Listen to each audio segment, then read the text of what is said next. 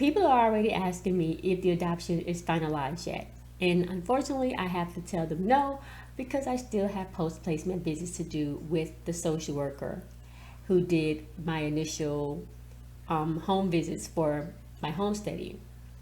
If you're in the process of adopting or considering adopting, keep watching. Hi, my name is Yolanda, and I'm in the process of adopting a newborn baby who was born in a different state. And in this video, I'm going to share with you what it was like to do my first post placement visit.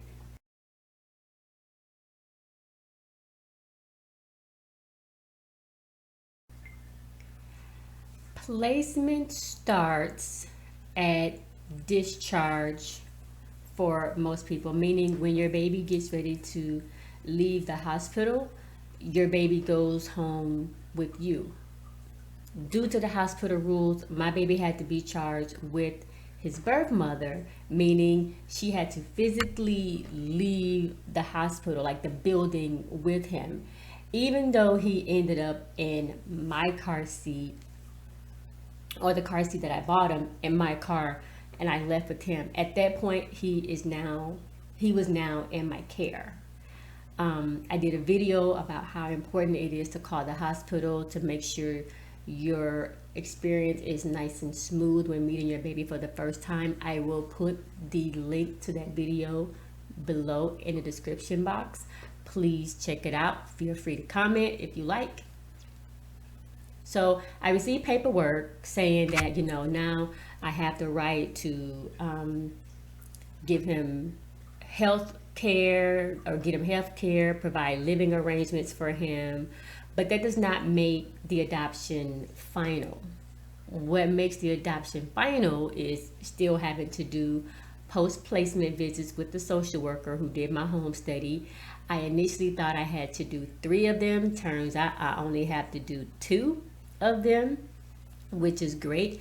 And you cannot file, or adoption cannot be filed in the state of Florida until 90 days after the birth mother has given up consent. My baby, at this point, he'll be 10 weeks old tomorrow. So not quite 90 days yet.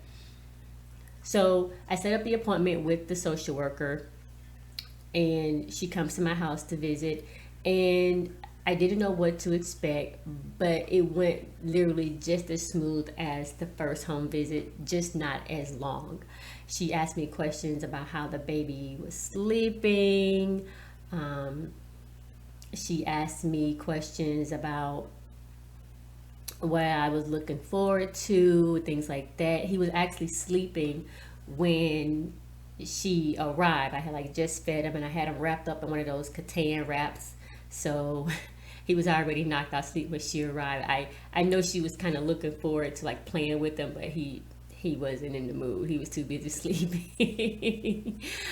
She asked me how the baby was eating. She looked at me. She was like, "You don't look tired at all." And I'm like, when they say take naps or sleep when your baby sleeps, I do that. I take that very, very seriously. And believe it or not, it works. It definitely works. She asked me again my plans for when I go back to work. What am I going to do? And she asked me an interesting question, has the birth mother reached out and asked about him? I thought that was kind of interesting.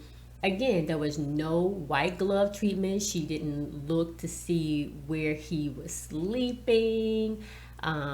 She didn't go around my house to check security locks. I mean, he's a baby at this point. I mean, he can't really he can't do anything for himself, basically. He can't move. He's not very mobile.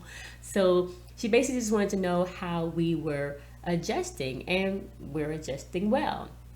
The visit lasted literally about 20 minutes, maybe, if that. It didn't take very long. I do have one more home visit to do, which will be in August, and after that we can file for adoption.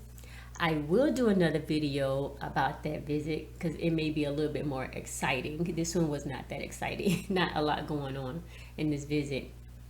Since he'll be a little bit older, he'll be a little bit more awake. I do hope this video though has been helpful to anyone out there who is planning to adopt or in the process of adopting. And I really appreciate you all for watching and allowing me to share my journey with you. Talk to you in the next video. Bye.